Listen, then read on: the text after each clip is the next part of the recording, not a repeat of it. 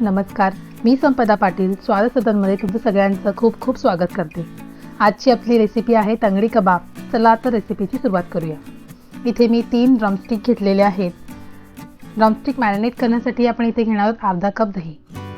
Drumstick हे मी स्वच्छ पाण्याने धुवून त्यावर काप करून घेतलेले आहे। पुढे आपण यात टाकणार आहोत 2 चमचे मिरची पावडर, 1 चमचा चिकन मसाला, अर्धा चमचा हळद,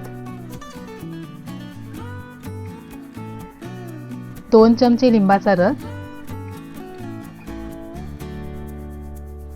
1 चमचा मिरची कोथिंबीर पेस्ट, 2 चमचे आलं लसूण पेस्ट आणि चवीनुसार मीठ।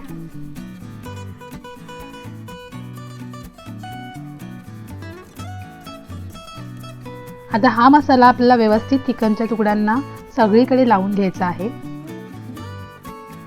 मसाला हा लावून झालेला आहे। आता हे चिकन जे आहे ते आपल्याला 2 तास मॅरिनेशनसाठी ठेवून द्यायचं आहे।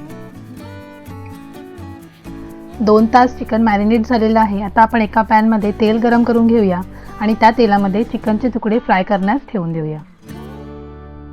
चिकनचे तुकडे हे आपल्याला दोन्ही साइडनी व्यवस्थित शिजवून घ्यायचे आहे।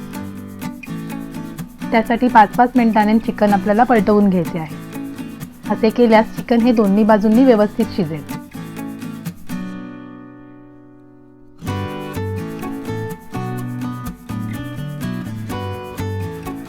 पुन्हा आपण चिकनचे तुकडे व्यवस्थित पलटवून घेऊया। चिकन हे आता दोन्ही बाजूंनी व्यवस्थित शिजलेले आहे। चमचमीत रुचकर असे तंगडी कबाब रेडी आहे। ते आपण सर्व करून घेऊया।